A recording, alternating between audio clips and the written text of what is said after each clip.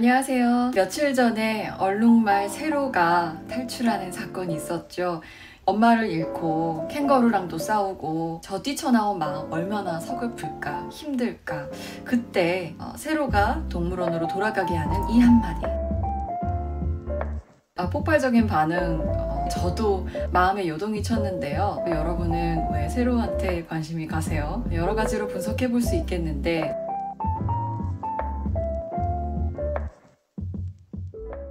첫 번째로 세로가 갑자기 도로 한복판에 나타난 게 흔한 일은 아니잖아요. 아마 평생 한 번 있을까 말까 한 일이 실제로 일어나서 어떤 커뮤니티에 직접 세로를 본 분이 나 도로에서 얼룩말 본 것 같다 라고 했더니 혹시 마음이 아픈 거 아니냐 이런 댓글이 달릴 정도로 기상천외한 일이 벌어졌습니다. 새로운 흥미거리를 찾고 잠깐씩 탈출하고 싶은 마음이 들 때가 있어요. 애니메이션이나 영화나 문화예술 장르를 접하는 이유도 안전한 공간 속에서 놀고 싶고 잠깐은 일탈을 꿈꾸는 그 마음 때문일 텐데요. 그 마음을 진짜로 현실 속에서 실물 영접한 거잖아요. 그래서 아주 흥미롭게 다가가는 것도 있고, 또 두 번째로 세로는 현대사회에서 이해관계와 직접적인 관련이 없습니다. 동물들을 보고 예쁘다, 어쩜 쟤는 저럴까, 잘해주고 하잖아요. 이렇게 나를 조건 없이 받아주는 건 우리 댕댕이밖에 없다, 반려동물밖에 없다고 할 만큼 이해관계로 연결돼 있지 않고 오히려 정서적인 안정감을 제공을 하죠. 그래서 세로에게 비교적 편안한 마음이 생기는 겁니다. 나이도 들고 또 사회 경험이 쌓이고 할수록 내 편이다 라고 할 만한 사람이 점점 줄어드는 이유가 여기에서 더 읽히죠. 상담에서는 심리적 자원이라고도 하는데, 진짜 힘들 때 어디다가 얘기할 데가 없는데 그래도 내가 이 사람한테 말하면 편안하고 믿을만하다. 보통 엄마를 떠올리기도 하고 가족, 친한 친구, 연인을 떠올리게 되는데, 세로가 우리에게 해를 주지 않는 건 확실합니다. 물론 그 사거리에 있던 운전자분들은 정말 깜짝 놀라셨겠지만요. 이해관계와 연결이 되지 않기 때문에 어떤 말을 해도 위험하지 않고 나를 해하지 않을 거란 믿음이 있기 때문에 우린 편안하게 세로에게 우리의 마음을 내던집니다. 그리고 이해관계를 얽혀있는 사람들끼리도 세로에 대한 얘기를 하면 금방 공감대를 사곤 하죠. 우리는 투사라는 기제를 꽤나 일상에서 많이 활용하는데요. 내가 가진 감정을 바깥으로 쏘아내는 거예요. 이를테면 강아지가 낑낑거리면서 견주를 쳐다보고 있는데 쟤 좀 봐, 쟤 슬프다 그러잖아. 정말로 그런 경우도 있지만 대개는 그 마음이 사실 내 마음이었는데 동물도 그렇다고 생각하면서 너도 그러니? 야, 참 힘들다. 너도 인생 살기 힘들겠다.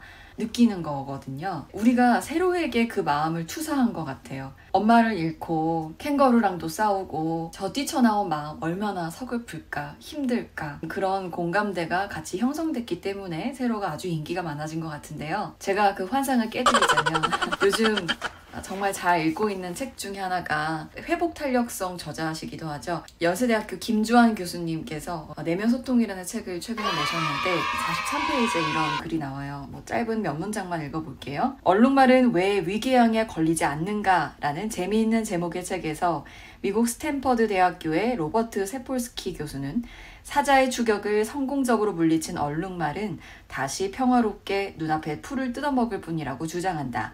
자신을 공격했던 사자를 떠올리며 분노하지도 않고 또 내일 사자가 나타나면 어떡하나 미리 걱정하지도 않는다. 그저 지금 여기에 집중할 뿐. 그러다가 사자가 또 나타나면 그때 다시 열심히 도망친다. 아마 세로는 이 내용에 근거하자면 그 동물원 상황에서 뭔가 빡치고 힘든 어떤 순간이 있었는데 그때 그 위기를 모면하고자 확 뛰쳐나온 걸로 보입니다. 근데 아마 지금 잊었을 거예요.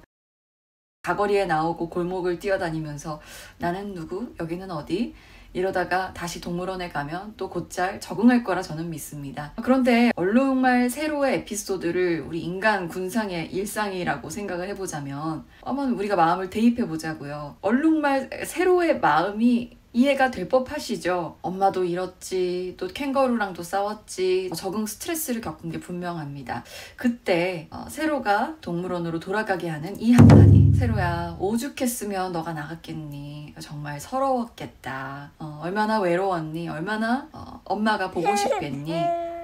그런데 캥거루도 너랑 사이가 별로 안 좋고 뭐 낯설고 영어 환경이 마음에 안 드니까 네가 참다 나갔구나. 만약에 여러분이 세로라면 이런 말이 어떻게 들리세요? 심리 상담이라는 세계에서 보면 이 말 한마디가 그 사람에게 많은 것을 해줍니다. 상담적인 말은 그 사람의 존재를 담아주는 역할을 하거든요. 존재를 담아준다는 건 엄마가 나에게 하는 역할, 물론 이제 엄마라는 분이 나한테 굉장히 안 좋은 영향을 준 분들도 많으시겠지만 흔히 뭐 따뜻한, 언제나 돌아갈 수 있는, 나를 안아주시는, 내가 잘못해도 꾸짖지만 나를 사랑하시는 뭐 이런 형용사들을 떠올리게 되는데, 그런 모성적 기능을 하는 언어라는 거죠.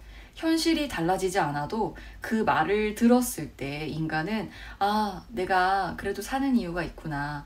나라는 존재가 그 자체로서 존재의 가치가 있는 사람이구나. 이런 식으로 느낄 수 있게끔 하는 겁니다. 세로를 통해 들여다보는 우리의 마음, 그것 때문에 우리가 세로에게 아주 많은 시선을 보내고 있는 건 아닐까 합니다. 여러분도 세로처럼 어딘가로 튀어나가고 싶고 못 참겠다 싶은 분들, 이 한마디가 여러분께 위로와 어떤 울림이 됐기를 바라고요. 저는 요즘 학생상담센터에서 다시 또 상담을 하고 있어요. 본업이 방송과 상담 바깥 세상에도 많이 있다 보니 자주 올리지는 못하는데 이렇게 기회 될 때마다 틈틈이 올리겠습니다.